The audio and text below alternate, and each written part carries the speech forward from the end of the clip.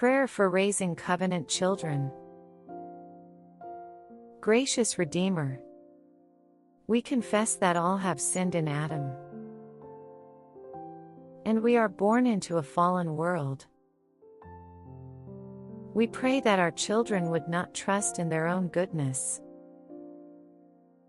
but recognize their deep need for salvation. Help them see that sin is not just what they do, it's what lives within. May they never boast in themselves,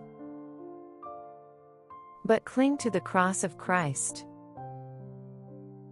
Let them not be crushed by guilt,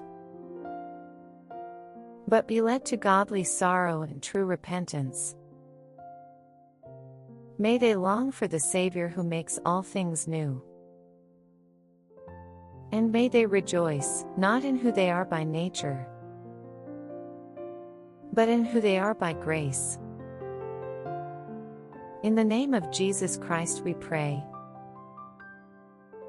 Amen.